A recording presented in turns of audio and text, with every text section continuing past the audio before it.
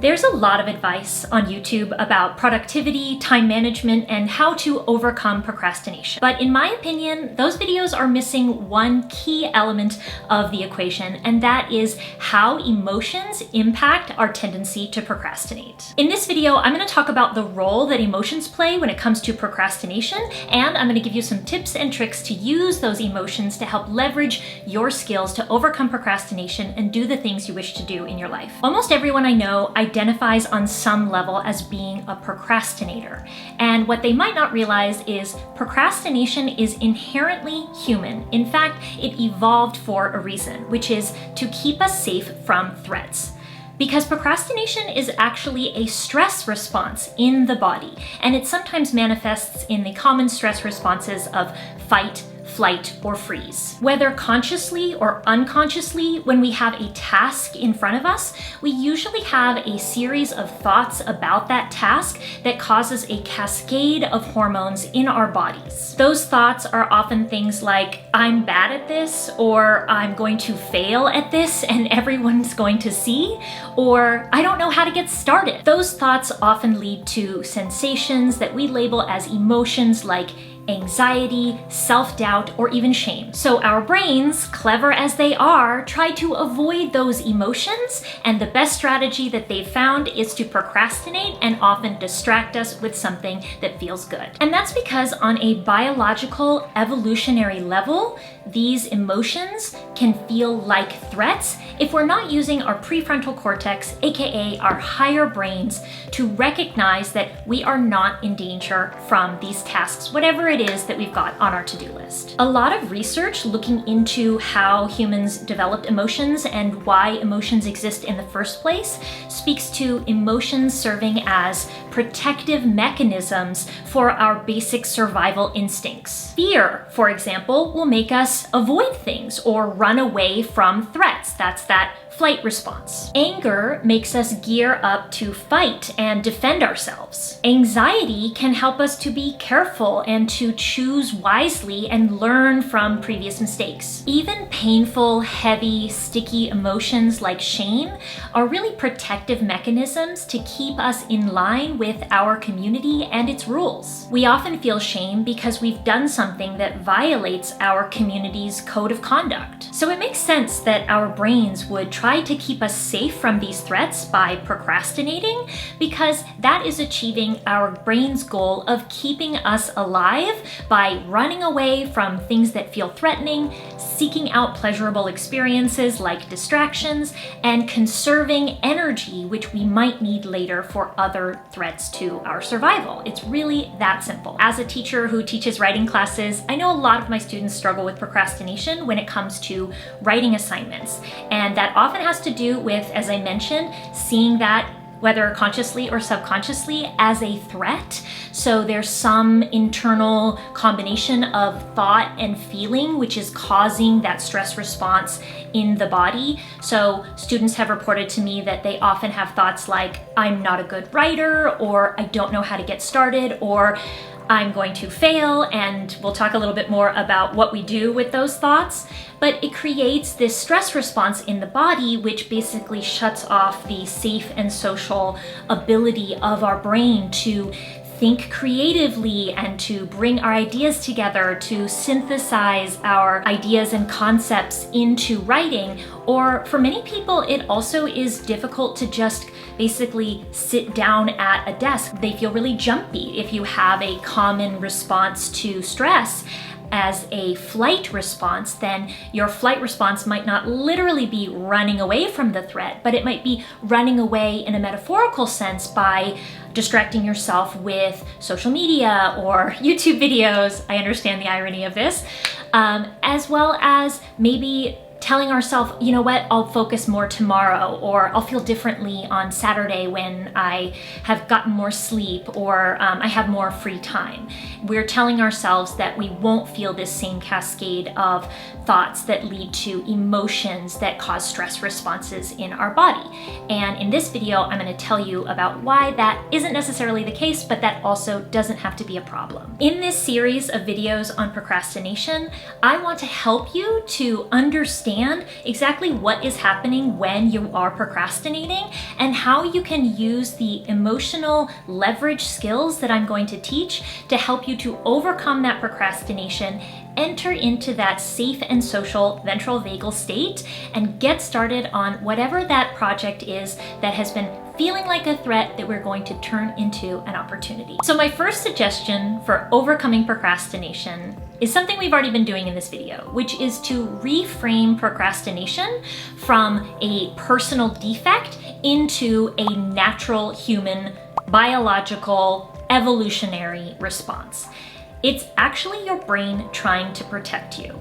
And if you think about it that way, you can almost feel a sense of gratitude for your primitive brain, which recognized something as a threat, but now we can use your higher thinking brain, your prefrontal cortex, to reframe that procrastination and recognize that you're not actually in a true life and death situation, but your brain is just trying to be helpful. So why reframing procrastination can be so helpful is that for many people, they get stuck in that first level of thinking, I'm a procrastinator, or I'm just lazy, or there's nothing that can be done about this, or this is just how I work, or my personal favorite, I work best under pressure. Recognizing that procrastination is just a natural response to a perceived threat can take the sting out of it a little bit and help to reduce the feeling of shame. And perhaps you can use one of the mantras that I've mentioned in previous videos, such as, how human of me to procrastinate. Or everyone procrastinates because everyone feels emotions. And if you want to get a little bit woo, you can even thank your brain for keeping you safe and then tell your brain, I'm good, I'll take over from here. My next tip for overcoming procrastination is to identify where you are on the ladder of polyvagal theory. Are you in the dorsal vagal freeze state? Even just recognizing that, calling your brain's attention to the fact that you're in a freeze state can be really helpful to come out of it. Are you in a more sympathetic nervous system state, such as feeling that fight or flight? You can practice identifying how does that show up for you. For me, my flight tends to show up as being unable to sit at my desk and instead moving around my space and doing different tasks that are not the actual task that I need to accomplish for the day. And fight might be feeling some resistance to, for example, if I have some tasks, I might think about the people who are expecting the outcome of that task and feel some anger or resistance to them. So just recognizing your pattern can be really helpful, and you can also recognize when you're in sort of a mixed state as well. And then you can actually tailor your responses to your nervous system state. So if you're feeling in that freeze state, a strategy I recommend is to shake and move your body. That's actually what animals do after they've been in that freeze state. So after they freeze and then the predator thinks, oh, this is not good to eat, this animal is already dead, then as soon as the predator goes away and the animal comes out of the freeze state, they often shake their body completely and might feel a little bit silly the first time you do it, but there's also other ways to do this. I think that dancing is also a great way to try to bring your body out of the freeze or dorsal vagal level of the polyvagal ladder. In the fight or flight, I'm going to suggest some other strategies. Shaking is also good for those two as well because the body craves movement. So you can perform any kind of sort of cardio or physical exercise. Literally, sometimes I have just stopped what I was doing and done 50 jumping jacks to help bring my brain back into that safe and social state of my nervous system. And for fight specifically, I also highly recommend journaling.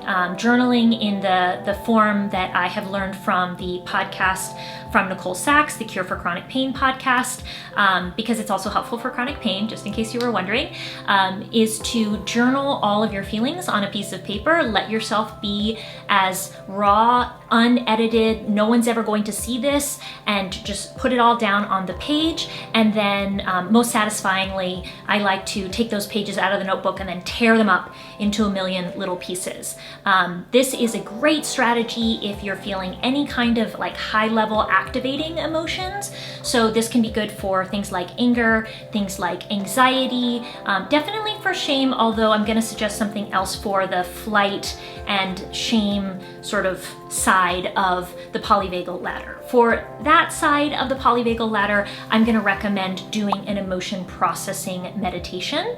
So you can combine that with any of the other things that I mentioned before, combine it with some shaking, some dancing, some physical exercise, some journaling.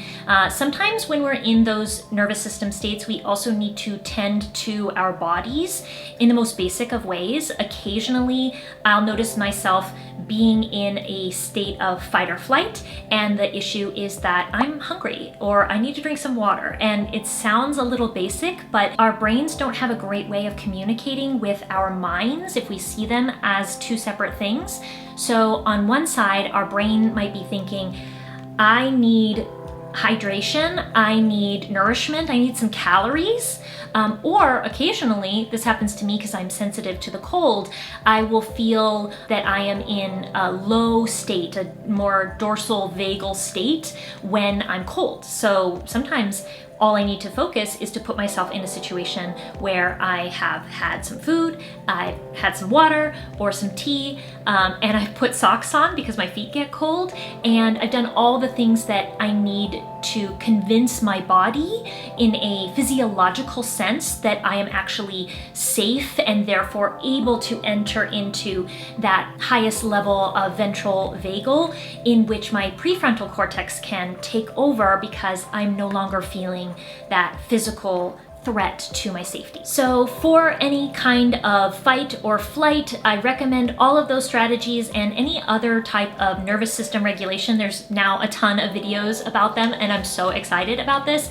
Some of my favorite strategies besides journaling and exercise are to do my emotion processing guide, which I will link up here.